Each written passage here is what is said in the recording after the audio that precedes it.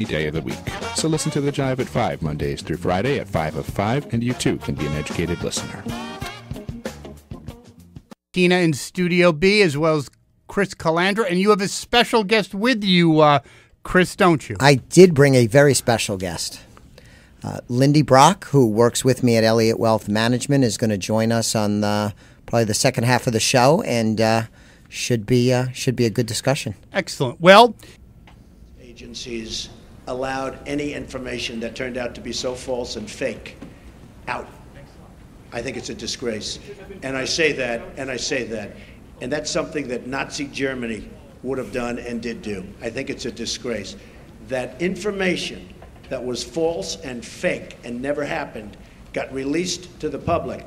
As far as BuzzFeed, which is a failing pile of garbage, writing it, I think they're going to suffer the consequences. They already are.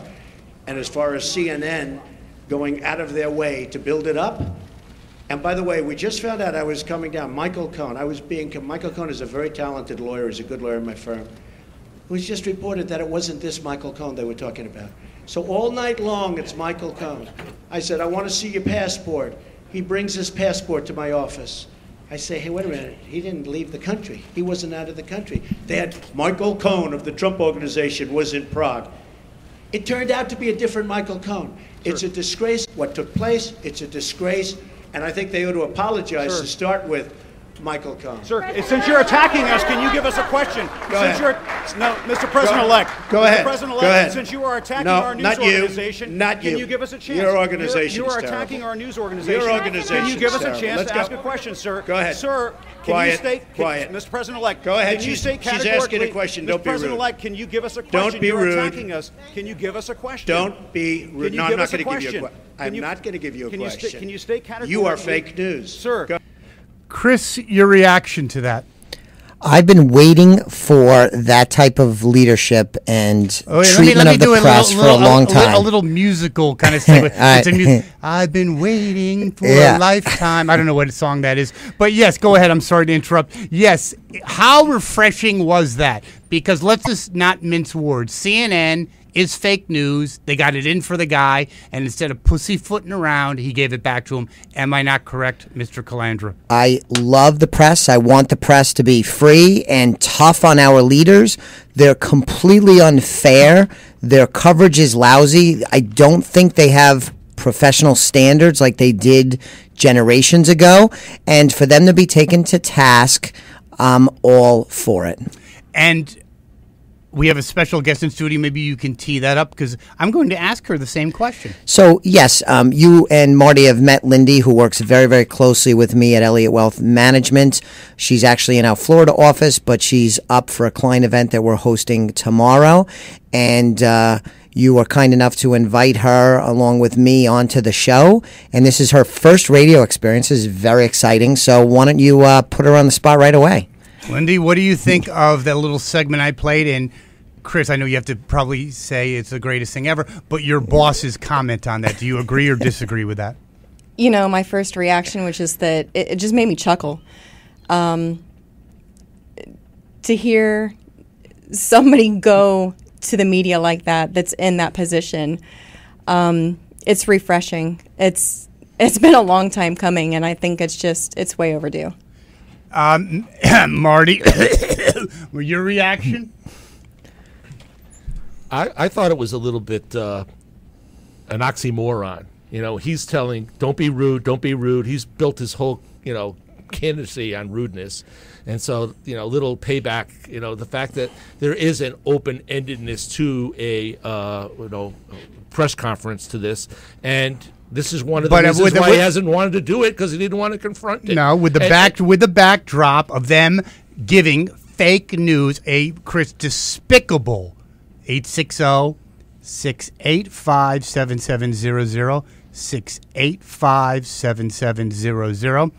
A despicable. I mean, I can't even say it on the. I'm not going to. And CNN ran with it. Are you kidding me, Chris? Are you kidding me? And past Republican politicians would just take, I'll say, the high road, and they would just let bygones be bygones. They would lame turn the road. other The cheek. lame road. And that has been unsuccessful because these media folks, not all of them, but many of them, too many of them, they've gotten bolder and bolder and don't even pretend to be unbiased and professional anymore.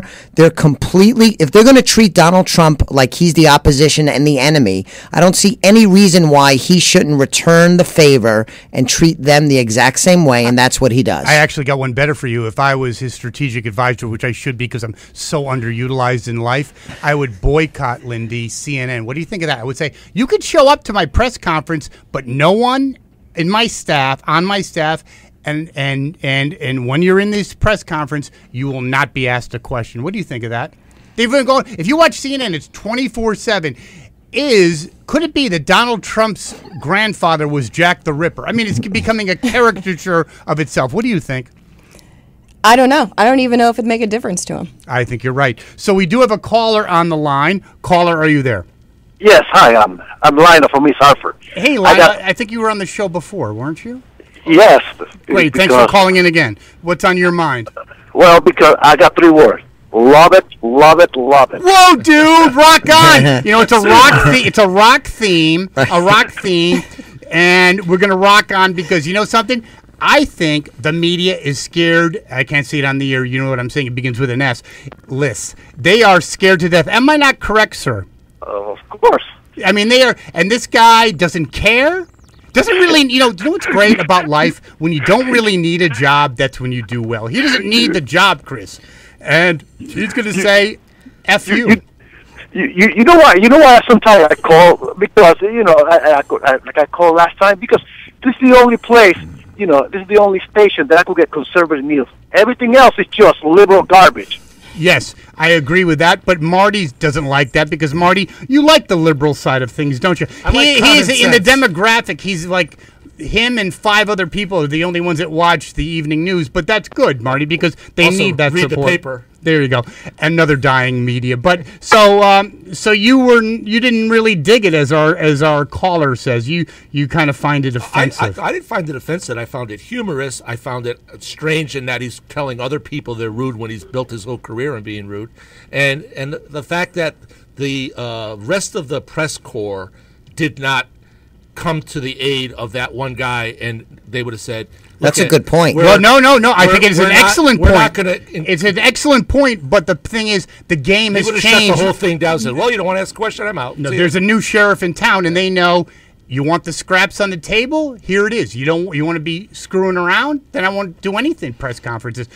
I think I was amazed that a lot of them applauded your opinion. I applauded Donald. If you saw that,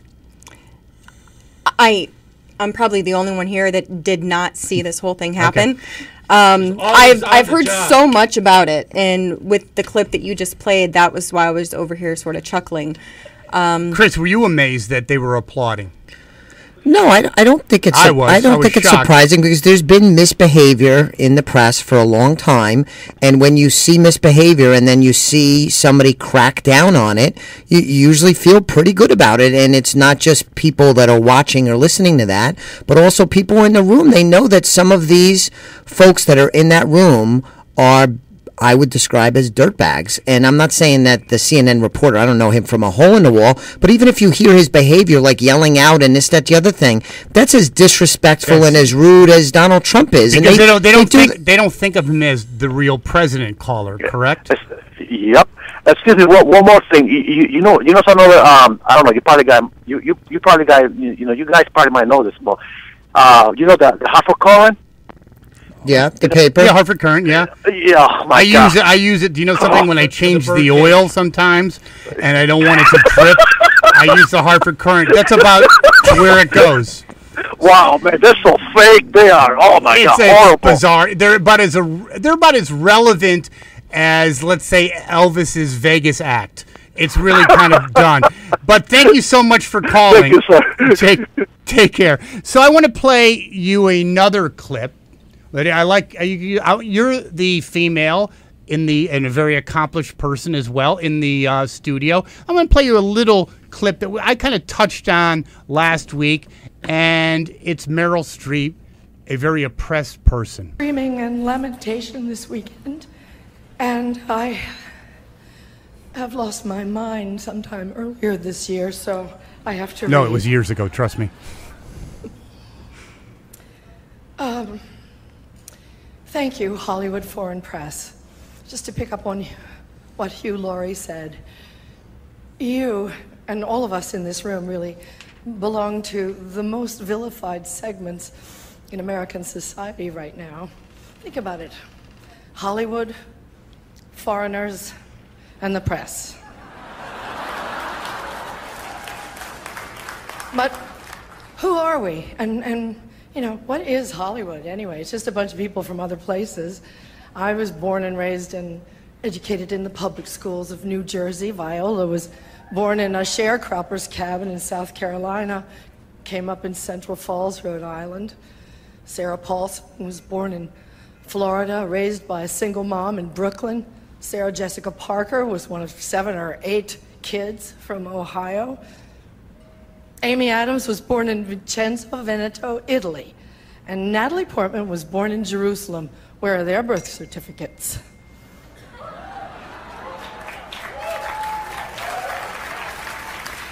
And the beautiful Ruth Nega was born in Addis Ababa, Ethiopia, raised in London. The nicest people is Canadian. And if we kick them all out, you'll have nothing to watch but football and mixed martial arts, which are not the arts. So, do you think at all, and again, we invite our callers to chime in 860-685-7700, 685-7700. You know, I have a kind heart.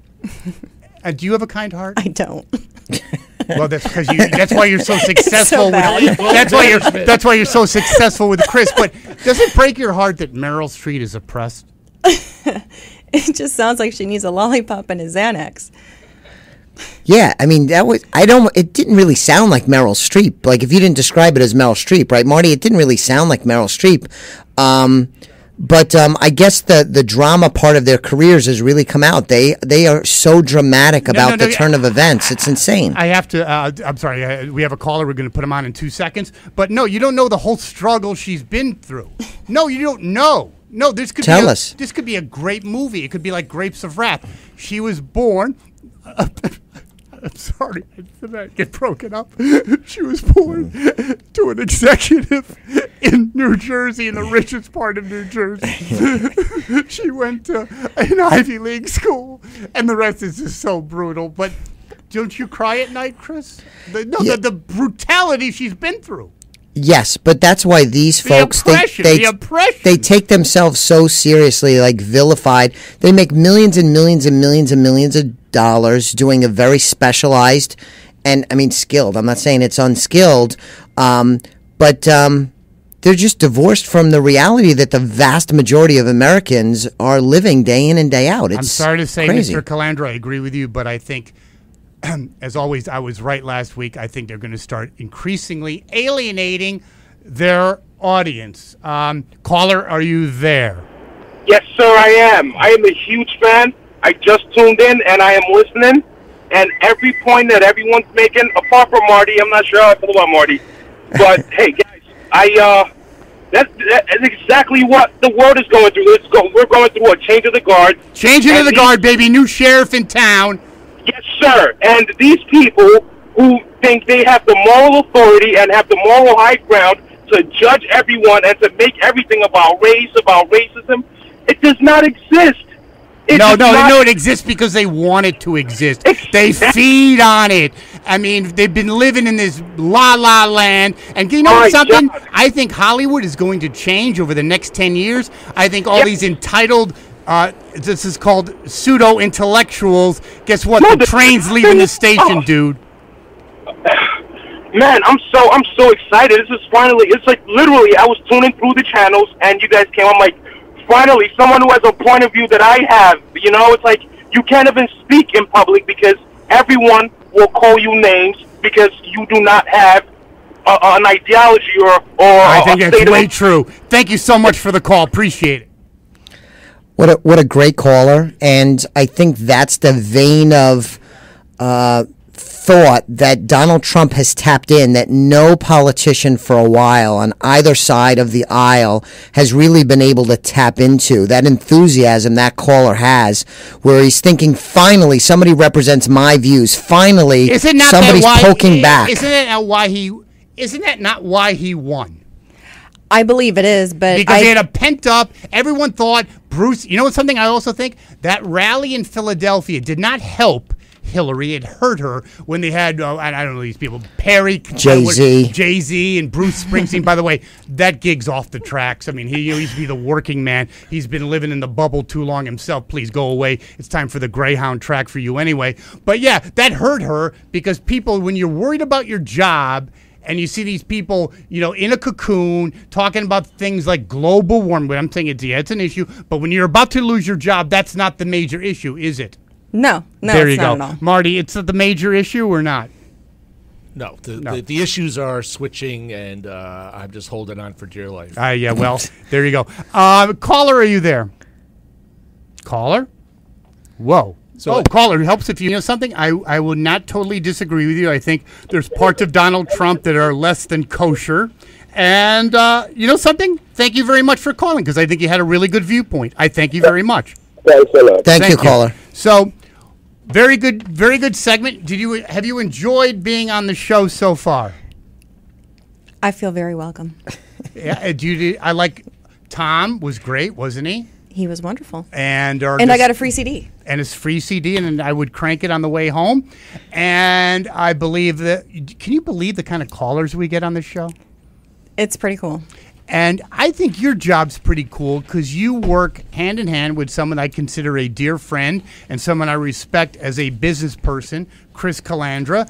I think, Marty, we both agree that not only is he a go-getter, he's extremely ethical, and I do mean that in all sincerity, and I consider him a good friend, don't you? Oh, absolutely. And the fact that people in that position have to have a vision. And that's one thing that maybe the last administration is being kind of jammed down, is that they didn't have a vision. And maybe Trump has a vision. I'm not quite sure what it is.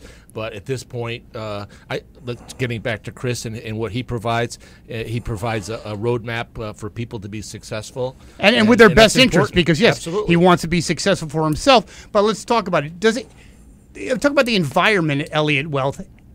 Chris, I actually, have done some work with Chris, and I was really impressed with the fact that he really does have his client's best interests at heart, doesn't he?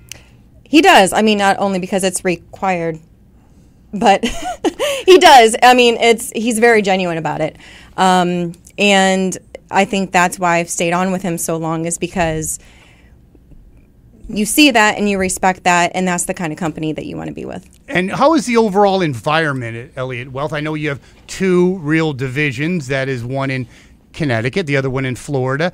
So I think it's really important. Again, my previous life was in the corporate world. I think the environment is everything for success, both for internally, meaning the personnel, the people that work for the company, and externally, the clients. So how would you describe the environment at Elliott Wealth Management? Really, the environment, I think we have more of like a family structure.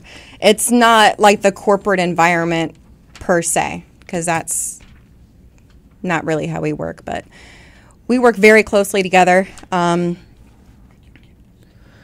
think, if I could jump in, Lindy, I think, Jeff, one of the hallmarks, culturally, because we're not a big organization, we're a small business, as we've talked about on the show. It's very entrepreneurial. But when we work with clients, we bring the fact that we're very highly educated in what we do and very experienced. And working with clients, and I think this is what you saw, Jeff, in your dealings with me, is that we take a big picture approach in focusing on clients' needs and wants and their goals and objectives. And we have the strength of a very comprehensive team between the two divisions, having the Florida office and the Connecticut office. I'm a certified financial planner. Lindy is a licensed professional. We have CPAs other CFPs, we bring a lot of expertise, experience, and a very comprehensive team to help the clients. Quite a menu of services that are provided, right? And is that something that they need to come to the office and to hear about, or are there places in which they can go and seek that information out? Well, we have clients all over the country, not just in Connecticut. And one of the things, we talk on the show, right, Marty, is that one of the problems or challenges in my business is that as we work with clients and they get to retirement age and they successfully achieve retirement, what do you think happens? Unfortunately, they leave the state of Connecticut. They go to North Carolina, they go to South Carolina, they go to Florida, they go out to Arizona and Nevada. So we have clients all over. So we deal and use technology to leverage meeting with clients using webinars and other platforms so that we could service the clients even though we may not be in the same town as them on any given day. But folks could go and visit our website. It's www.elliottwealth.com to get more information about our biographies, the services we provide, events we're holding, and the like. So that's a good place to get more information. And how long have you been together in a professional scenario? Well, I know you joke about my youthfulness in studio, but I've been in this business for 25 years. It's the entirety of my career. I've only been a financial advisor. This is what I was built to do. And the fact that I now have 25 years of experience, although I'm still 46 and blessed to be in the prime of my working career, it's a good combination because we work really, really hard. We're open to new ideas. We're embracing technology. But 25 years of experience is something that's often helpful as you work with clients. Well, we do have a caller that wants to ask a question about you and your organization. Caller, are you there? Yes, I am. And what do you have to say? Well, you have something that you want to ask Chris? Or? Yeah, I mean, I just wanted to see how to differentiate between what you see on the news about all the stock markets and things going up and concerns in Europe and versus what really matters to, planning and saving for retirement. Yeah, that's a good question. I love news, and if you're a fan of the show and listen to the show, I'm a news junkie and a political junkie in terms of news. But it's not a good idea to allow the daily news cycles to affect your long-range business plans. And if you have a good plan and it's well thought out and it's monitored, and you're working in partnership with some professionals, you can pay attention to the news of the day, but it shouldn't cause you to change just based on what's happening in a news cycle in a given day or given weekend. And I know we talk about politics a lot on the show, and I know back in 2008 when President Obama was elected, there was a whole slew of my clients that thought that was the end, that the sky was falling, it was all over, and they were doomed. And those people weren't correct. And you might not like President Obama's administrative policies, but it wasn't the end of the world. And I now, with the election of Donald Trump, have a whole different group of clients that are thinking it's the end of times and this is the worst thing to happen and that they're doomed. It's the same conversation as it was in 2008. It's just I'm talking to a different group of people. And if you have a good plan and you stick to the fundamentals of having a financial plan to achieve your goals and objectives, who is president or what happens in this news cycle or that news cycle is not going to allow you to not achieve your goals. Great. Thank you very much for the call, Chris. Thank you very much for your insight in that area. And Lindy, we are in our last minute of the show, and you're going to have the honor to play buzzwords with us. It's where we ask basically a little tidbit, let's say a word that's in the news, and you kind of draw association. So, Marty, let's go ahead with some buzzwords. Okay, how about vetting? The process of vetting. Well, obviously in the news, right? With the new administration, I think the Democrats are kicking in their heels, but I think it's all for naught, Chris, isn't it? I think vetting should be a more natural process, but it's now used as a political weapon by both sides, and I think it's unfair to the people that have a chance to serve the public. No question. That's why very few accomplished people want to go into politics. Go ahead. Davos. Pass. Go ahead. Okay. Debutantes. There was a huge. They'll be at the ball. I've dated many of them. Aren't Go they going to ahead. be at Black Eyed Sally's with the suit tomorrow?